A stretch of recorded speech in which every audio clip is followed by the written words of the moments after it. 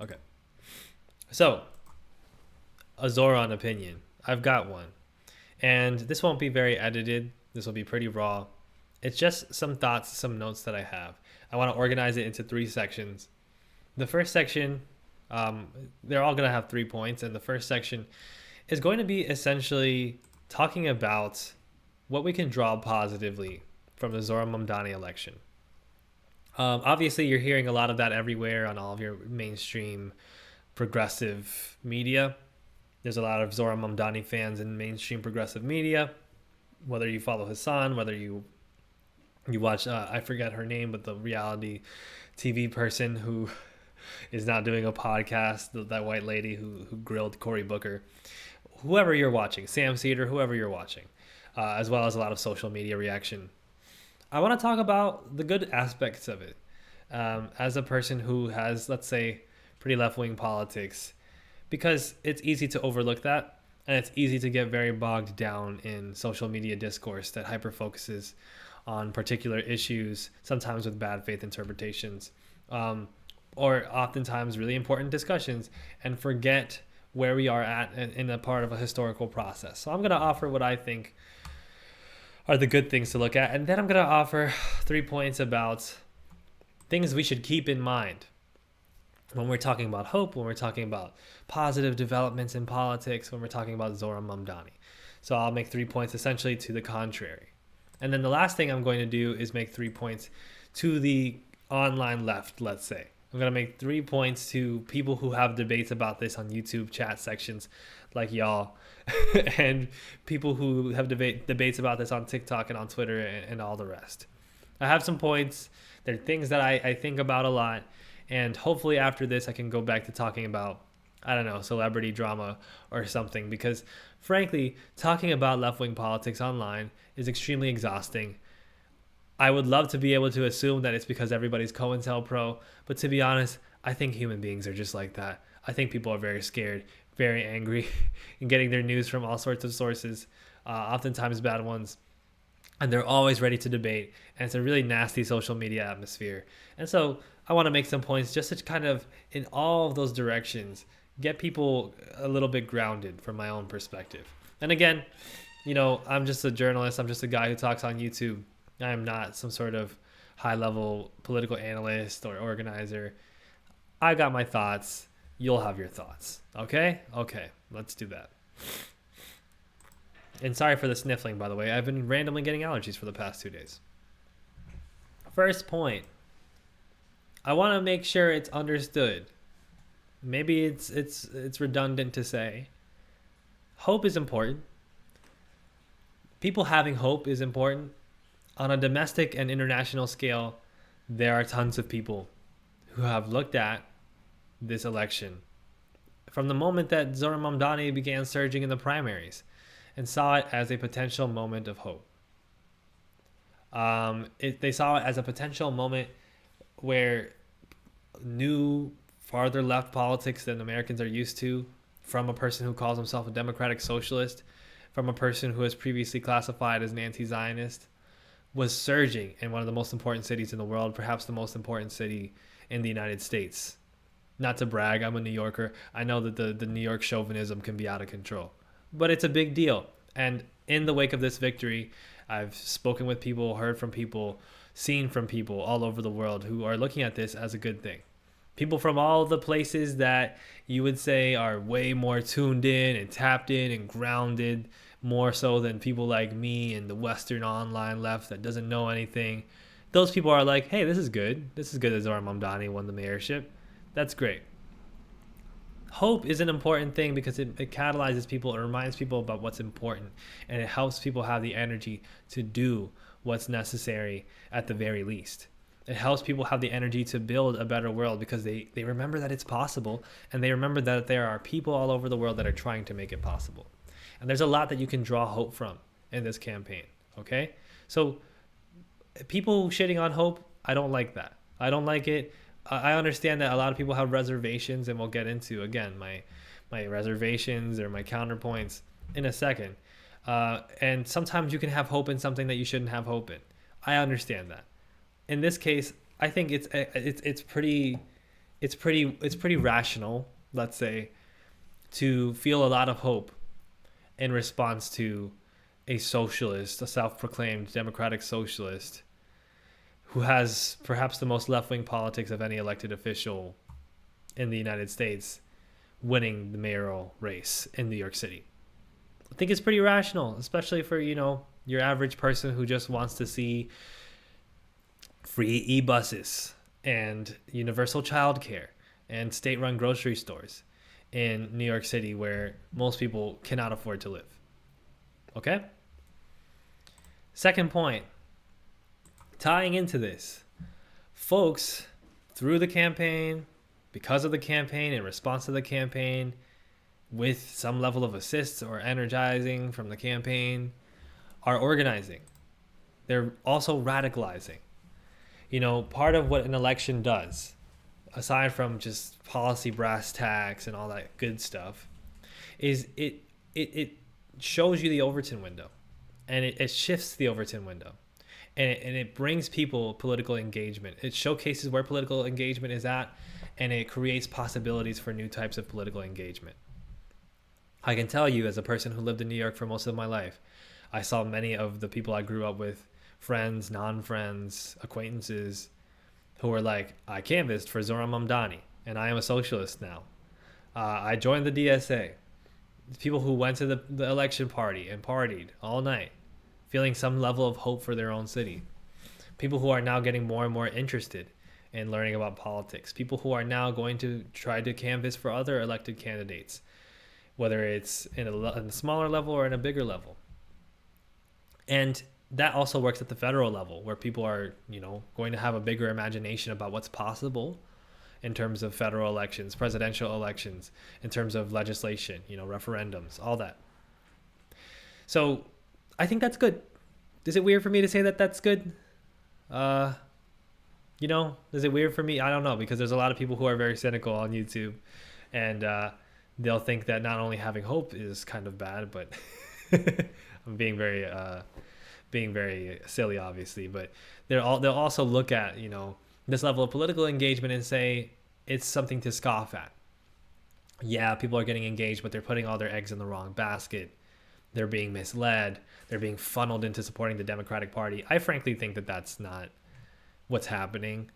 We've seen more and more critique of the Democratic Party than ever through the Zohran Mamdani election. And a great factor in that is the fact that he ran against somebody who was a founding face of the establishment Democratic Party, Andrew Cuomo, part of a political dynasty within the Democratic Party.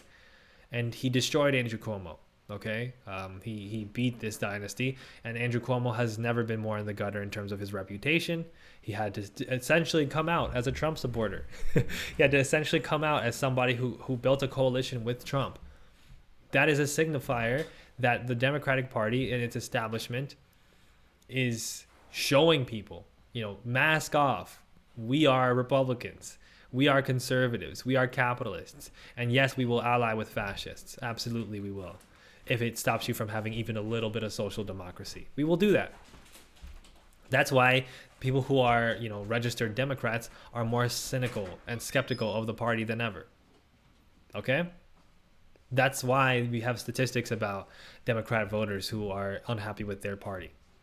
That's why we're also getting more and more, polls showing that people are backing universal health care, anti-war stances. People are backing certain policies that would have in 10 years ago been considered laughable or too progressive or woke or whatever.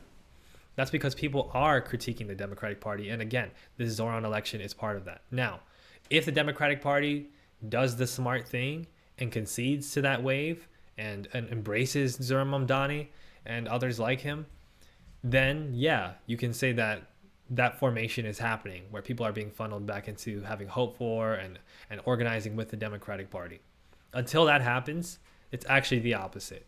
It's actually wedging new coalitions with people who otherwise would not have been interested in radical politics, and now are welcoming socialists and communists into their podcast feeds, and now are more and more interested in everything from the DSA to the PSL to anarchist organizing mutual aid, all these conversations. And I frankly think that dynamic is going to continue because I don't see the establishment of the Democratic Party conceding to the Zohran Mamdani wave. I see them continuing to undermine him.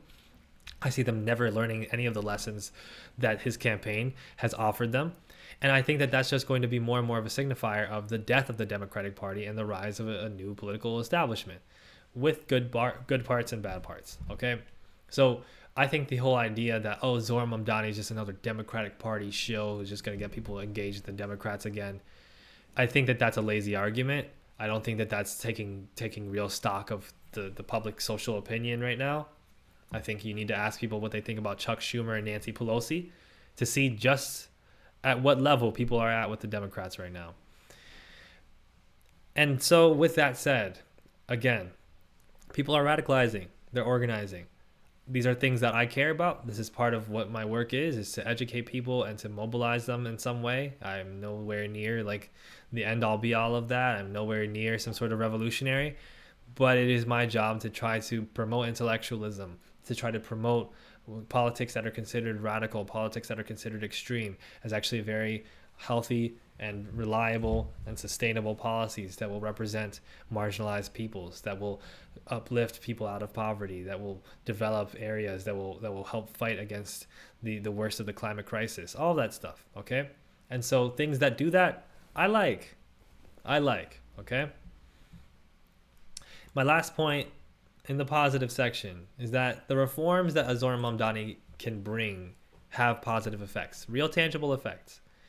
And that easily gets swept under the rug if you're the kind of person who likes to tweet a lot of long sentences about America with a K in them and about the imperial core and labor aristocracy and all that stuff that most of you probably haven't heard those terms before. I'm very online sometimes. It's very easy, is what I'm trying to say, to ignore that these things do matter, that local elections do have significant impacts on people's lives, and that those are supposed to be good things. Those are supposed to be things we care about. And sometimes we get very in our bubble online, talking about what's going to bring revolution and what's not, and how the system reifies, and how the system is always the system, and how the man's always the man. And we forget that we have friends, or maybe we don't have friends, but we're surrounded by people who need access to things that they don't have. Okay? When Bill de Blasio achieved universal pre-K, even in his pretty unpopular mayoral tenure, that had a significant effect on a lot of parents. And if you knew people who were parents in New York City during that time period, you would know that was significant, that mattered. Okay? And if you care about those parents, yeah, then you want to see them have resources that they didn't have before. And so if Zohran Mamdani, for instance, is able to do the rent freeze that he's been saying, that's meaningful to a lot of people I went to school with, people I've worked with, people who drive your Ubers and who drive your buses, who cook your food and pave your roads and build your buildings, the people who we rely on, who we're supposed to represent, who we're supposed to care about. Those are the people who would benefit from a rent freeze. And so to scoff at that and say, oh, this is just reformism, I think is extremely detached behavior. Okay? As much as you can, and again, we'll get into it, you can critique Zohran Mamdani. You have to look at the policies that he's proclaiming, that he's built his platform on, policies of affordability. Again, building universal free public electric buses, right? Those kinds of things, and say, yeah, as a progressive of any ilk, social democrat to radical communist, whatever I might call myself, I would see that as an improvement from the current situation. I would see that would be good for those people. And even if I have a lot of questions about how it can get done and questions about what it can funnel people into in the long run, I still do care about working class Mexican immigrants not feeling like ICE is going to endanger them because Zohran Mamdani has instituted some type of security network, some type of a coalition temporarily with the NYPD to help prevent, the worst of the ICE raids or whatever the case might be. I think it would matter to people that they can ride the bus for free. I think it would matter to people that they get, universal childcare. It matters to people. And it's really kind of short-sighted and I think gross, frankly, the way that we talk about politics online as leftists, quote unquote, And we talk about the people who we're materially supposed to be fighting for as if they're just these uneducated, ridiculous, unwashed masses who are falling for cheap tricks like material benefits that they really need. I think, frankly, it's gross, and it's part of the reason that I try not to engage with this stuff as much anymore. Anyway, let me get to the part that, you can call the but section, which is me trying to bring some caution and some critique into the play, okay? All that being said, first of all, reckless enthusiasm is easily manipulated. There has been a lot of talk about the phrase living out on Twitter today. The Democratic Party tweeted out, living TF out. You're not living out. You're the Democratic Party. You're libs. That's what you do. You do not get to say you're living out. That's something that socialists and communists joke about doing whenever, electoral victories happen that they feel some level of hope or enthusiasm about. Okay? And that's an understandable feeling, again, because of the things I just described. But that kind of enthusiasm, when it's not tempered, when it's not thoughtful, is easily manipulated. And that's the exact kind of thing that people are warning against. That's the exact kind of thing that people are harping against and cautioning against and critiquing about the Mamdani campaign and the enthusiasm it's generated. People are critiquing the fact that, yeah, a lot of times y'all will just let a pretty face show up and throw all your hope into it. And you won't question, for instance, some of the different ways that person might let you down.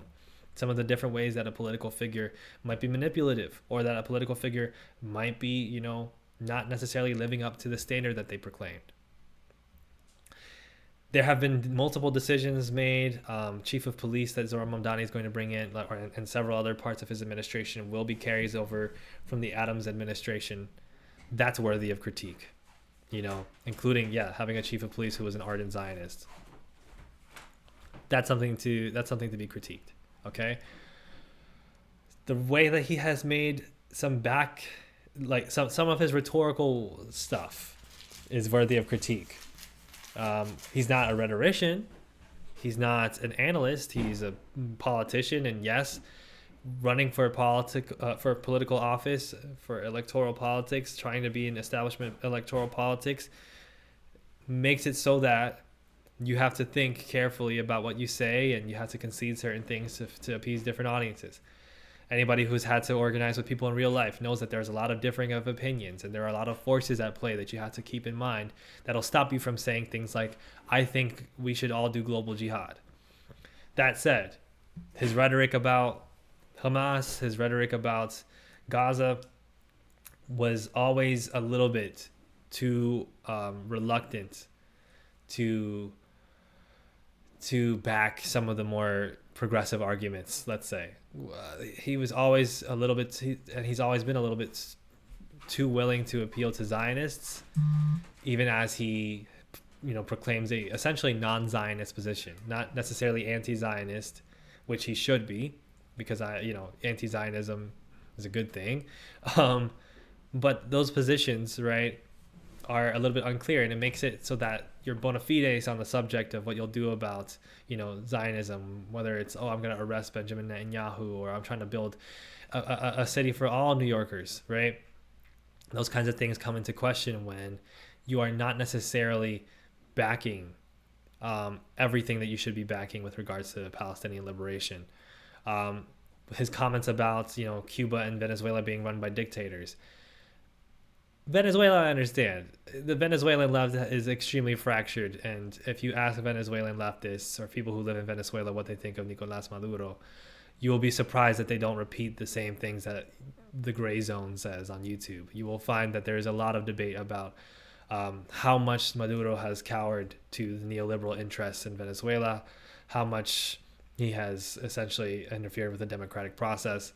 That's worthy of note. But you don't need to be, as a politician, running for mayor in New York City, talking about, hey, Cuba and Venezuela are run by dictators. Especially Cuba. Cuba, what do you mean? Cuba's fucking regular ass country, frankly, in this juncture. They're just under a major blockade because they won't be completely capitulating to American colonial interests. Those kinds of things only serve to weaken the coalition that you build with the left, to build with international solidarity.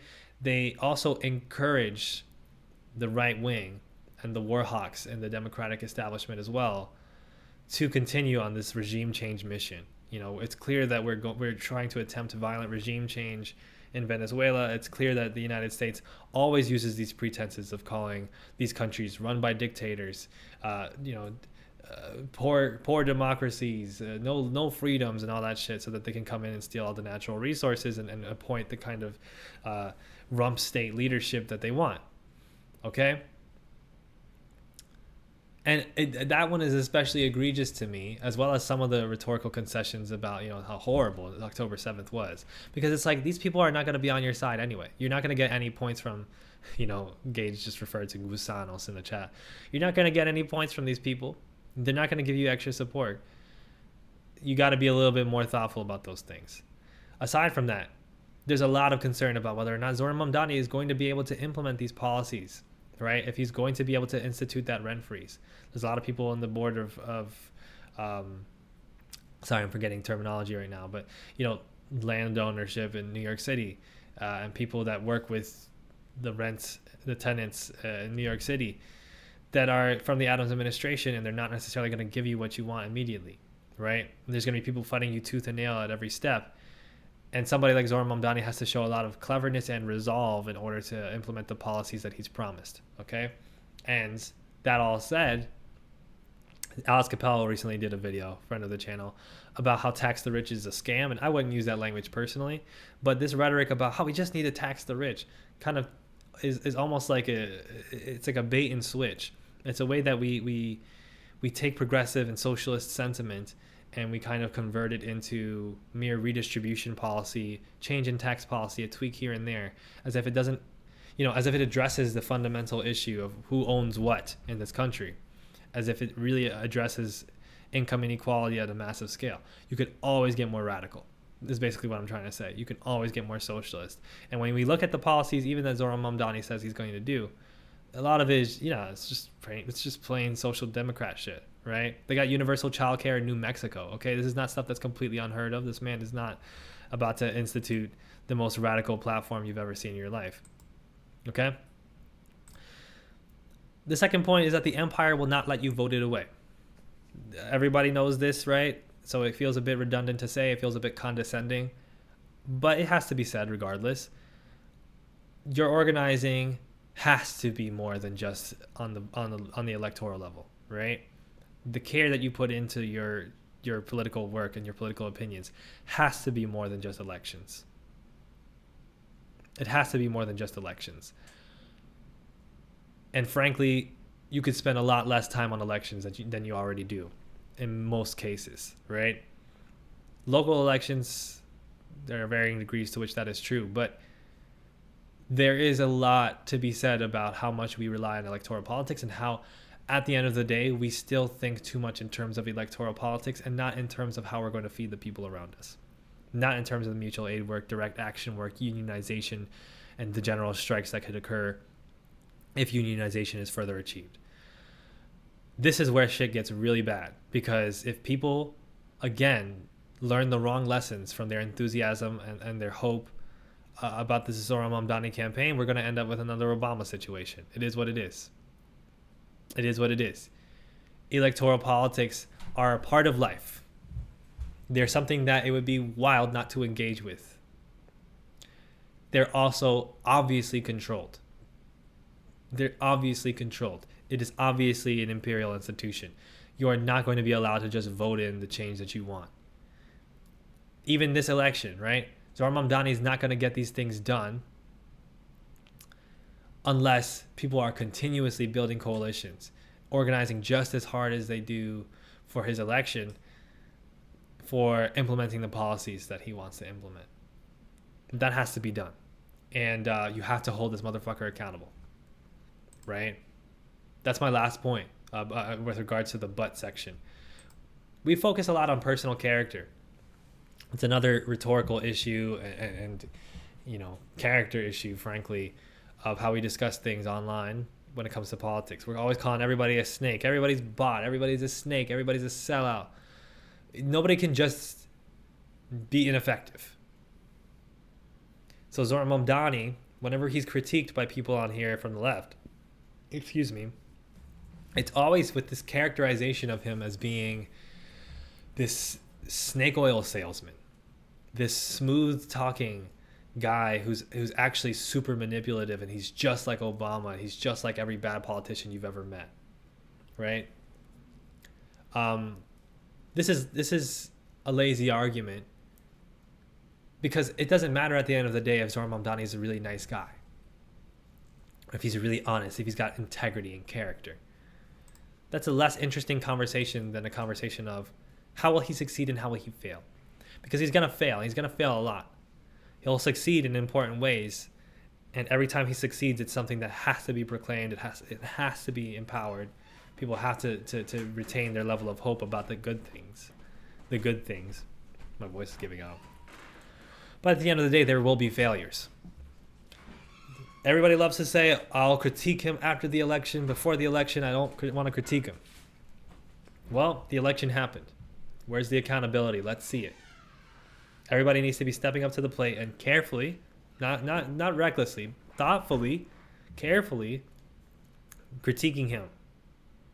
Understanding that he can't do everything by himself and things are not going to change all at once. And there's a lot of ways in which your critiques of Zohran Mamdani can be manipulated against you.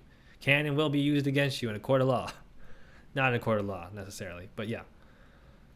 But you still got to critique him. You still got to hold him accountable. You still got to boost the articles that talk about the ways in which his administration will definitively fail. You still got to do it. And you got to be open to the fact that at the end of the day, no, we don't know what he's capable of. We don't know what kind of guy he is. If I were to guess, I would say he seems like a pretty chill guy.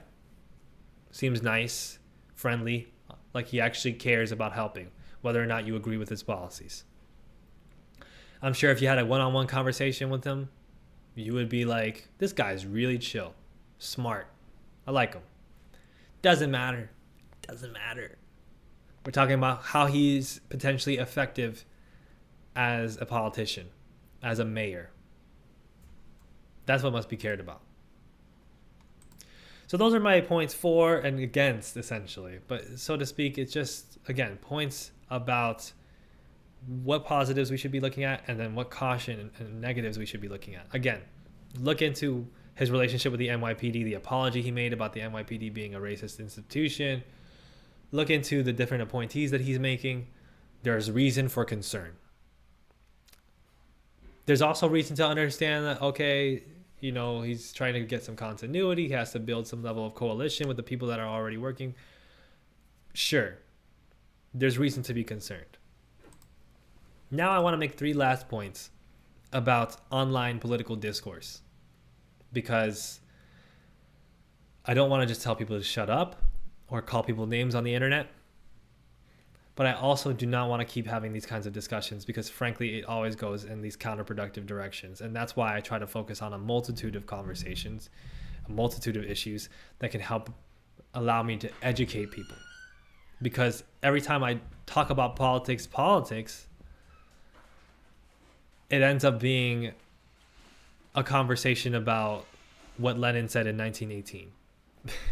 Or a conversation about how XYZ is COINTELPRO, XYZ is a sellout. It's like online leftists, you know, you want to be left critical, you want to be critical thinkers and intellectualists, pro-intellectualism. It's not giving sometimes. And we have to be better about how we discuss these things, right? So my first point is no more dogmatizing leftist terminology. No more doctrining. No more like doctrinal thinking. What do I mean by that? The amount of times over the past 2, 3, 4, 5, 6 months, I have seen people use terms like electoralism, entryism, imperialism. It actually just kind of is. It makes me really uncomfortable. Like, it's always giving. I read about this term like yesterday. A YouTuber that I like made a video about this term. They have a hammer and sickle in their profile picture. Therefore, that's what this is. You can't just be like pro or anti-electoralism. I'm sorry. These things matter.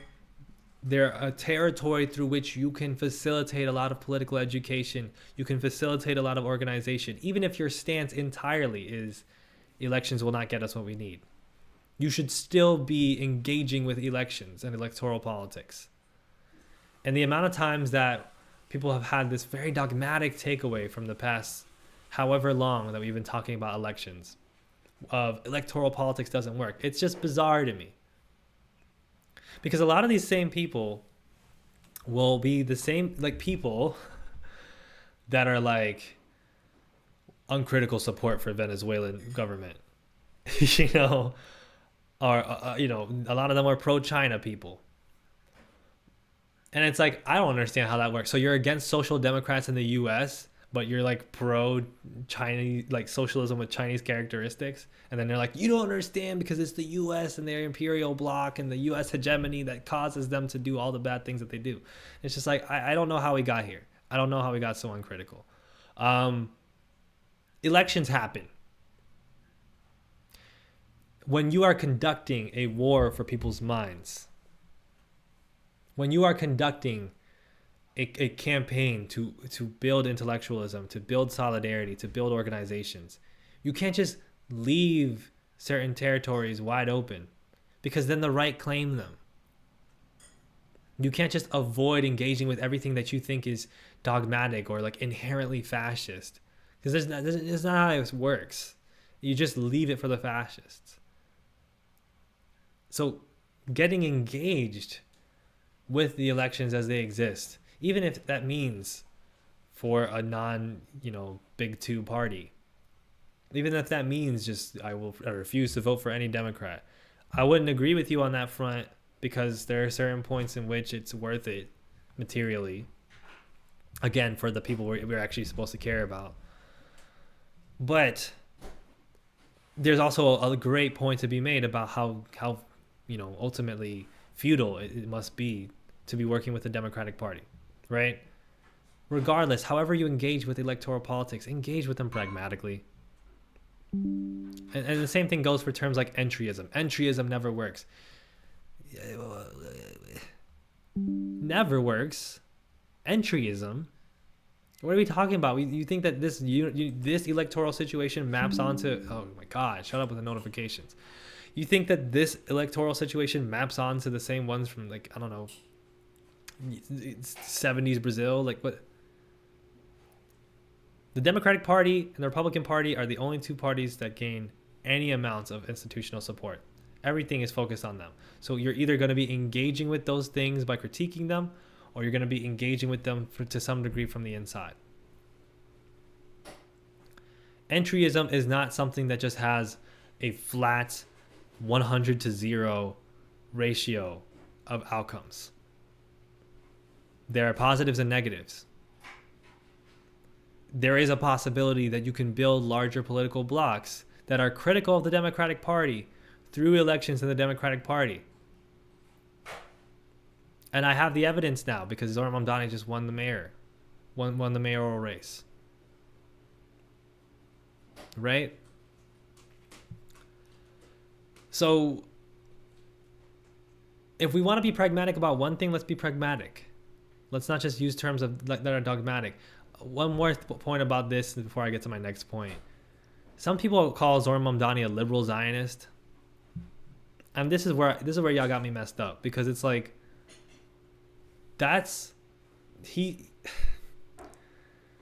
for someone to not be hard enough on Israel does not make them a Zionist. Sometimes y'all are letting the Norman Finkelstein brain like take over a little bit too much. Zohran Mamdani, you can say he's not an anti-Zionist. I don't think he's an anti-Zionist. He has called himself an anti-Zionist prior to the election. He's obviously backed away from those things for particular reasons. But he still had a stance of Israel only deserves to exist as a state with equal rights. He has still been clear about having an anti-apartheid stance and an anti-genocide stance in Israel. That is not a Zionist stance. It might not be radical enough for you. It's not radical enough for me. But that's not Zionism. Do you understand what I mean? Zionism is literally, it's many things, frankly. There's a lot of types of Zionism. But it is, at its core, literally the belief that a Jewish state should exist. It is the belief that a religious and essentially ethno-state must exist for the sake of, global Jewish folks. Okay? So Zohran Mamdani, no, is not a liberal Zionist. It doesn't matter. I guess that it's compelling to say that sometimes. Whatever, I'll let y'all have it after this. But if we're caring about the meaning of terms, especially from a historical perspective, that's not the way. That's not the best way to conduct this. I would advocate people say things instead like, Zohran Mamdani is not an anti-Zionist. Zohran Mamdani is not harsh enough against the Zionist regime. Zohran Mamdani is cozy with liberal Zionism, right? Brad Lander, somebody that he, the comptroller who he combined his campaign with because of ranked choice voting. He describes himself as a liberal Zionist and has clearly more pro-Zionist takes than Zohran Mamdani does. Like, does that make sense? So, terms, okay? A lot of y'all throw terms out there. You just say them. You just throw them out there. And it's like, they do mean things. You can't just start saying them. Am I getting too worked up over nothing? I just find that to be a really annoying phenomenon. My second point. Nothing has ever been accomplished by judging people. All the communists that you look up to from the past and present, their jobs were not like, I'm gonna go into the public forum and then call a bunch of people libs for a couple hours. That was not what they did. They built coalitions. They did the work of trying to convince people to believe in a different project. They built that project. They fed people. They housed people. They ran free clinics. Free clinics, okay? They were not just people who sat around and called people libs. They were not just people who sat around and said, haha, poo-poo, you people are so stupid. That's not effective. Okay, so many people will do this because it's the internet, and this is a place where people go and they're frustrated and they vent about things that bother them. And that's just a part of how things go. Okay, that's a part of how things go. But I just want you to know that you're not doing anything. And I want you guys to all be critical of that, because sometimes those people can sway our opinions a little bit too much. We can be a little bit too afraid of thinking critically. We can be a little bit too afraid of being not radical enough. And then we void our critical thinking skills. We have people advocating for regimes without offering any statistics, like even outside of government, like even government run statistics about the country. Like, I'm not going to get into too many details, but we've mentioned Venezuela, we've mentioned China, whatever. All in the sake of, like, I want to be anti-U.S. hegemony. I want to be radical. I want to be against U.S. imperialism. And then we just end up facilitating a bunch of rich people's agenda in a different country because it sounds radical. We end up being against unions because they're imperial and they're going to consist of the labor aristocracy in the United States. So nobody should unionize. Oh, okay. I wonder who's going to benefit from that. Think productively a little bit. That's my take. Not everybody's gonna agree. Yes, sometimes you do need to dunk on people and call them libs. I've done it before. But let's just get a little bit more critical thinking, okay? And let's understand that, like, okay, if we can count, whether it's camps in a different country or whether it's like political blocks that exist in the United States, if we can understand that nobody's perfect, then we can focus on what's useful and what's not. That's the big takeaway, right? Last point. Stop dismissing cultural issues. Be active, and also I'll open up for questions after this point. So if you have any questions or anything you want me to address really quick, just leave something in the chat. Stop dismissing cultural issues. Be active and curious in your solidarity for marginalized people. Otherwise, they will be left out of your socialist project and it'll be doomed. There's a lot to be said about how Zohran Mamdani continuously advocated for affordability. He kept the focus on the affordability aspect of his campaign. That's very true. He kept the focus on bread and butter issues. That's very true. He kept the focus on, here are my policies to address housing and cost of living. Very true. Do you know what else that Zohran Mamdani did? He did videos championing different marginalized communities in New York City. Trans folks, queer folks, people of different ethnic backgrounds. He spoke different languages. Literally spoke different languages. Okay? He outwardly called in people into a group and pronounced solidarity for them and acknowledged their marginalization. And a lot of you can make this mistake in being too focused on the very real phenomenon of elite capture and assimilationist policies and the failures and the neoliberalism of DEI and all that. It's easy to forget that cultural issues are usually issues that actually matter to people, but we just don't care about them. Does that make sense? You know, incorporating hip hop, Wu-Tang Clan, as part of his campaign, right? Even just the different aesthetic choices that he made.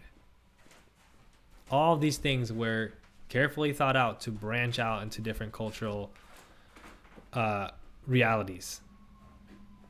And just as a small thing, it's really important to care about those things. It's something I've been harping on a lot recently on these streams and on my side channel, because every single time I talk about something that happens in pop culture, with a celebrity here or with a social issue there's always a guy who's like, this doesn't matter. Talk about things that actually matter, like socialism. Well, your socialism isn't going to happen if you don't care what's happening to little black girls in high schools. Okay? So those are my points.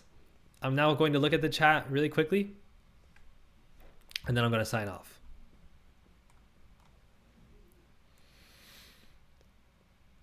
Amelia Bennett, God, these people do realize labor aristocracy isn't something that was coined to mean evil bourgeois proletariat.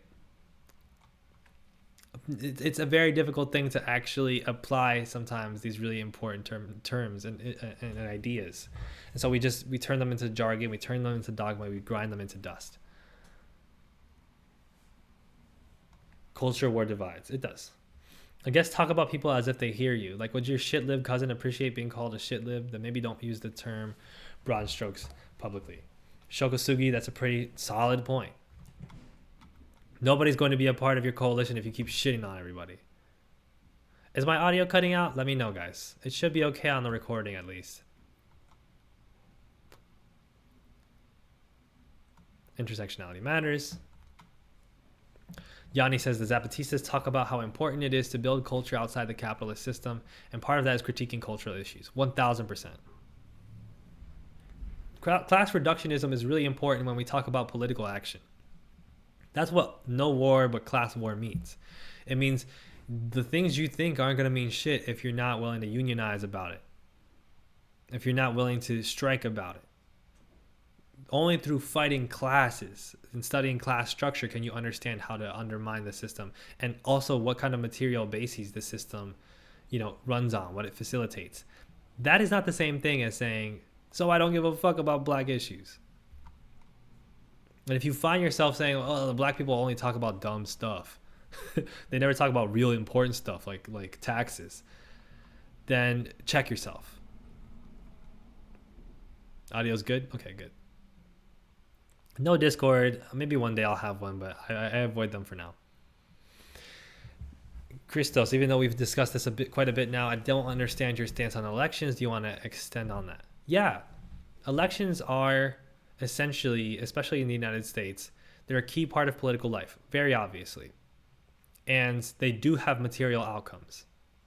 So they should be a front on which people fight. They should be a front on which people organize. And this is something that's understood outside of the United States, because people love to say things like, well, these shit libs in the United States, they're so privileged in their online bubbles, all they think about is voting in elections. You know, the landless workers movement in Brazil was very critical of the Bolsonaro regime, even as they were also very critical of Lula. And they did work and organize to vote out Bolsonaro and to extend this criminal justice campaign against Bolsonaro and to get Lula reelected, because it makes your job way harder as a socialist if you keep letting conservatives win office. It makes your job harder. Sometimes it's just going to happen because the shit libs are shit libbing. But you cannot concede that space at all. You have to push the Overton window of electoral politics as much as possible. Elect, essentially enemies that you can work against as much as possible. So electoral politics have to be engaged with. They're so valuable to understanding where the polity is at, to understanding where organizing is at, to understanding what opportunities are there and what aren't. Moonchild Mari. My wife often talks about how scared she is for Zohran. Are you afraid for his safety after promising to make the changes he wants to make? I think part of why he's making all these shit lib concessions, I keep using the term shit lib because somebody said it. I think a lot of the reason why he's making a lot of these concessions and bringing in people from the Adams administration and building this kind of coalition with the NYPD is because he is protecting himself. And he's trying to focus on, like, I just need to get this affordability agenda through. So even though I've harshly critiqued the NYPD in the past, let's just say, and to some degree, championed affordability politics before I ran for office, right now I'm trying not to get popped. So I think that's part of it, and I think he'll probably be okay. Of course, I'm worried on a certain level because we live in a bizarre world, a crazy world, where anything could happen. But I'm not terribly afraid. Not yet. Girl MST mentioned. Yeah.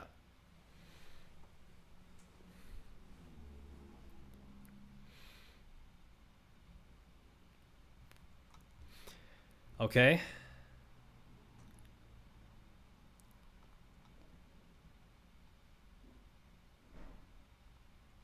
I don't necessarily disagree with Chana in that, yeah, a lot of issues don't appear as class issues, but they are class issues. They are representations of class struggle. I just don't think that focusing primarily on the class struggle aspect is the most productive way to engage with those issues. You have to have more than a knowledge of them, more than just like, okay, so let me break down to you how capitalism does X, Y, Z. Because you need to be able to engage with the affective politics. Affective politics are really important. What people feel, what people relate to. You also need to engage with how cultural movements shape class as well. Culture does shape class to some degree. And so, yes, when you have campaigns from capitalists to wage war between migrant workers and domestic workers, and they wage these wars against specific religions on a cultural level, you have to be able to engage with that beyond just, hey, the capitalists are doing this to divide us. You have to engage with this on a level of, oh shit, but if people do actually think that Muslims are inherently bad, there's nothing that an understanding of capitalism is going to do to stop them from attacking Muslims. Because they can just shape the critique to be a racist, anti-capitalist critique. People do this with Jewish people all the time. So that's why it's really important to make that distinction and to engage with cultural issues on a cultural basis, because otherwise then you start forming coalitions with people who want to build a socialism, except that socialism is not actually socialism because it's racist. And they do this. Consider again why certain parties might call themselves national socialist parties and be founded on white supremacy. That's not there for nothing. I've seen people, when I've made certain points, use Marxist language to describe on my page, why black issues must be, secondary, why, queer people are not actually queer, all types of things like that. So that's not I don't think that that's quite the best way to think about it. I don't think it's just like these are class struggles that are taking on false appearances. That's part of it.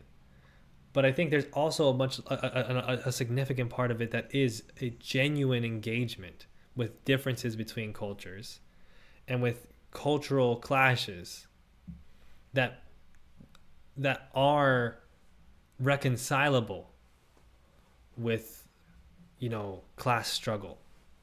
You can be very racist and be very into Marx. I've seen it,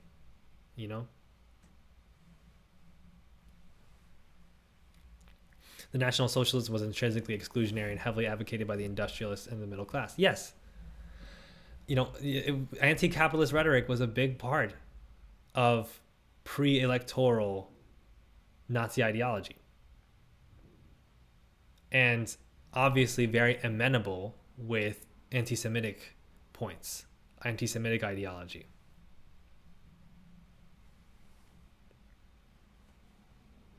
Does that make sense? Socialism of fools. Yeah. No problem, Julian. This is going to be up later on. I'm going to go now. I will upload this in full on my second channel as soon as possible. I hope you all get the hope that you need to get out of it and get emboldened as much as you can and continue to think critically. That's all.